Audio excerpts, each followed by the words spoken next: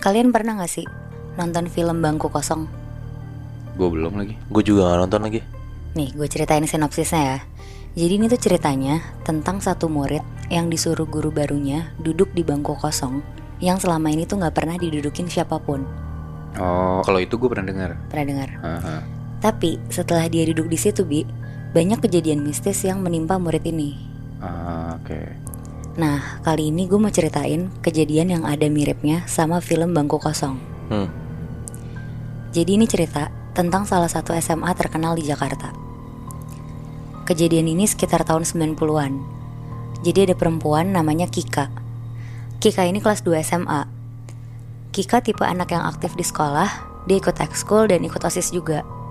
Pokoknya tipe-tipe anak gaul di SMA gitu Moy, Bi. Mukanya cantik, badannya bagus, benar-benar idaman laki-laki di SMA.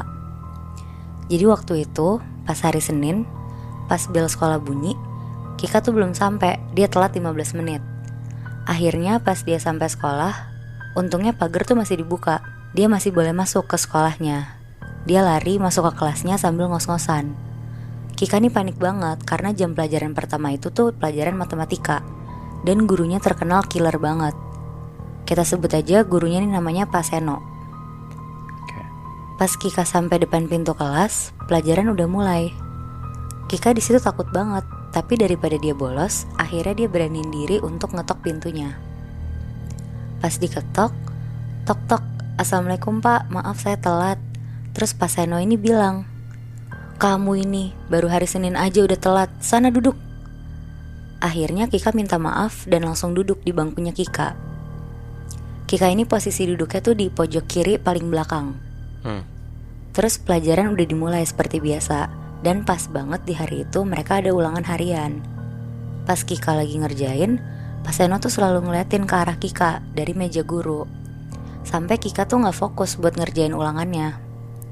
Akhirnya Kika ngerjainnya buru-buru dan selesai paling pertama. Pas dia kasih kertas ulangannya ke Pak Seno, ternyata Pak Seno langsung nilai di situ juga. Setelah nilai ulangannya dikasih, ternyata Kika tuh kaget banget, dia dapat 5 nilainya.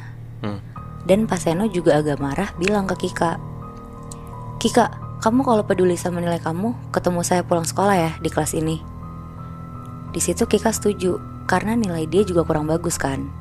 Akhirnya bel jam pulang sekolah bunyi. Semua murid-murid udah siap-siap mau pulang. Tapi Kika tetap diam di kursinya sambil nungguin Pak Seno masuk ke kelas. Karena tadi mereka udah janjian kan.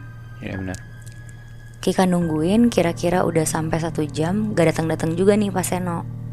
Jam pulang sekolah anak SMA kan jam 3 sore ya biasanya. Iya. Berarti ini udah jam 4 sore, Kika masih di kelasnya dan belum ada tanda-tanda dari Pak Seno. Dan Kika sendirian nih? Sendirian. Oke. Akhirnya Kika mutusin untuk keluar kelas mau ke ruang guru buat nyamperin Pak Seno. Pas Kika mau keluar kelas, tiba-tiba Pak Seno ini datang. Terus Pak Seno bilang, "Maaf ya, saya tadi input nilai dulu di ruang guru." Setelah dari situ, akhirnya mereka bareng-bareng lanjut masuk ke ruang kelas. Terus Pak Seno duduk di kursi meja guru yang di depan. Kika narik bangku dan duduk di depan meja Pak Seno. Di situ Pak Seno ngobrol sama Kika, nanyain mau dikasih ulangan tambahan atau gimana. Tapi selama ngobrol tuh Pak Seno ngeliat kemana-mana gitu. Kemana-mana maksudnya? Nah Moe, lo bisa ngerasain kan kalau lawan bicara lo lagi ngobrol sama lo, tapi matanya tuh gak ngeliat ke mata lo. Nah si Kika tuh ngerasain dari si Pak Seno ini. Pak Seno ngeliat ke bagian badannya Kika terus-terusan Moy. Oh ini guru mata keranjang gitu ya Bi? Iya. Terus. Terus pas banget tuh kondisi cuaca lagi hujan deras. Jadi agak gelap kan, gak ada matahari. Cuma ngandelin lampu kelas yang gak begitu terang juga. Pokoknya ada momen dimana Pak Seno tuh nyentuh tangannya Kika. Terus ditarik tangannya sama Kika. Sampai akhirnya Pak Seno maksa Kika untuk berhubungan badan. Anjing. Ya. Di situ Kika nangis-nangis bilang gak mau. Tapi Pak Seno tuh maksa banget Moe, Bi. Kayak diperkosa gitu akhirnya. Di kelas? Di kelas. Oh shit, bangsat. Keluar dari kelas, Kika hancur banget rasanya. Dia nangis-nangis dan trauma banget perasaannya. Tapi dia ingat kata-kata Pak Seno tadi. Kalau dia bilang ke orang-orang atau orang tuanya sekalipun, nilai matematikanya akan selalu jelek. Bahkan dibikin gak lulus sama Pak Seno. Di situ Kika bingung dan gak terima banget akhirnya. Dia diem di kamar mandi sekolah, nangis-nangis gak berhenti. Pokoknya mentalnya tuh hancur banget. Besokannya, hari Selasa, satu sekolah dibikin geger karena OB sekolah nemuin Kika di kamar mandi gantung diri dengan posisi satu badan udah biru. Oh shit. Di situ sekolah sampai nggak ada kelas sama sekali karena guru-guru pun shock semua ngeliat Kika, anak yang aktif yang ceria sehari-harinya, mutusin buat bunuh diri. Pas Seno dengar kabar itu, dia kaget banget dan seketika dia jadi nggak enak badan di hari itu. Seno juga takut banget. Kika udah sempet cerita ke orang lain tentang kejadian mereka kemarin sore. Akhirnya Seno izin pulang duluan. Sesampainya di rumah, Seno dengan perasaan yang selalu parno ngerasa diliatin terus. Kayak bener-bener ngerasa ada yang ngeliatin dia dari pojok atau ada yang ngikutin dia dari belakang gitu. Pokoknya dia merinding satu badan terus-terusan gak berhenti. Besokannya Seno berangkat ke sekolah. Dia ngeberanin diri dan berusaha untuk bersikap biasa aja kayak dia gak tahu apa-apa. Sesampainya di sekolah, dia ngajar di kelasnya si Kika ini. Dia buka pintu, dia ngerasa aura kelasnya tuh beda banget dari yang biasanya. Tapi dia tetap ngajar kayak biasa dan milih untuk gak ngomongin Kika ke murid-murid lain. Bangku bekas tempat Kika duduk tuh kosong dan teman-temannya milih untuk ngosongin bangku itu buat ngenang Kika. Persis seminggu setelah Seno dan Kika ngelakuin hal itu, jam pelajaran pertama Seno langsung masuk ke kelasnya Kika. Pas dia duduk dan lagi absen muridnya satu-satu, Seno lupa.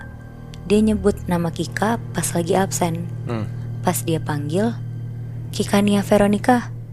Tiba-tiba Seno ini ngeliat ada tangan pucet banget angkat tangan dari pojok kiri belakang. Oh shit.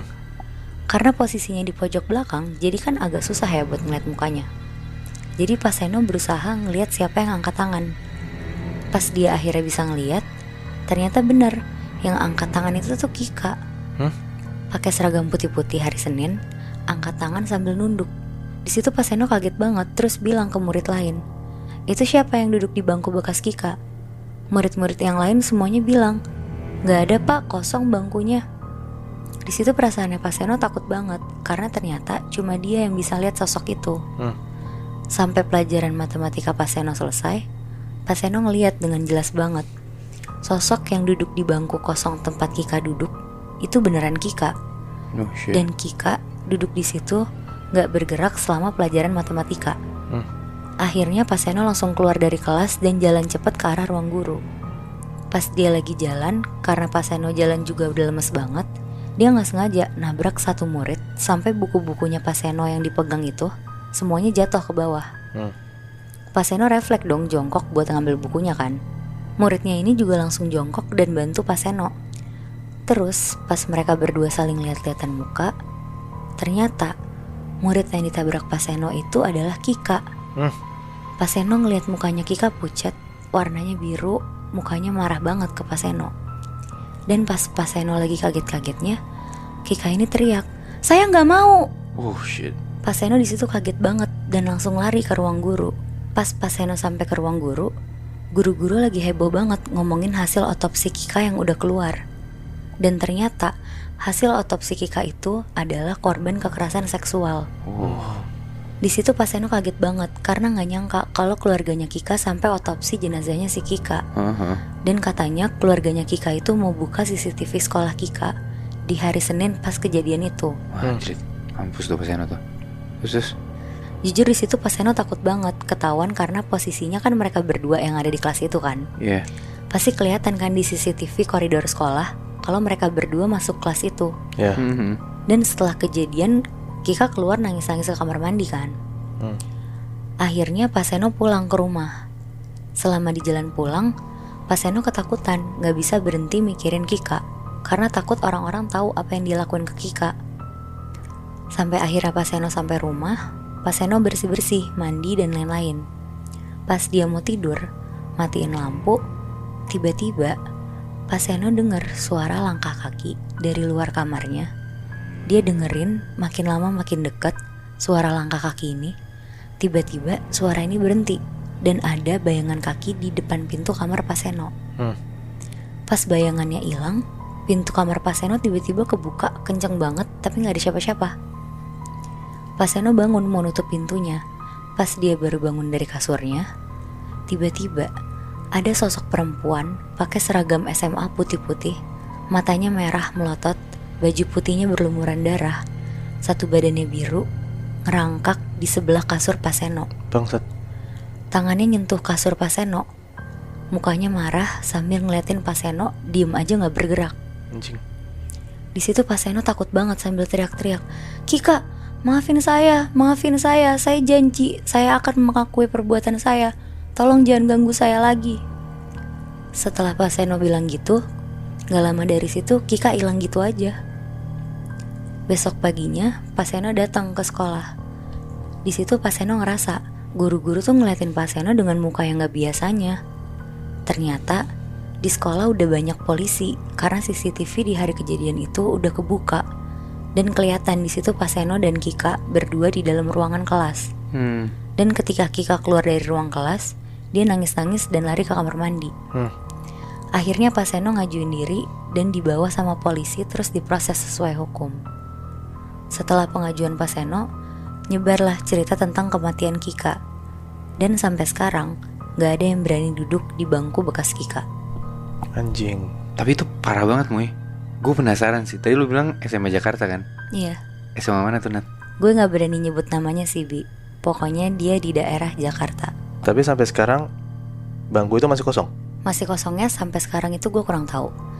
Tapi yang gue tahu semenjak kejadian itu ada peraturan dimana gak boleh pakai baju putih-putih setiap hari Senin. Karena sosok Kika masih suka kelihatan di sekolah pakai seragam putih-putih. Nah lo tebak sendiri deh tuh di sekolah mana kira-kira.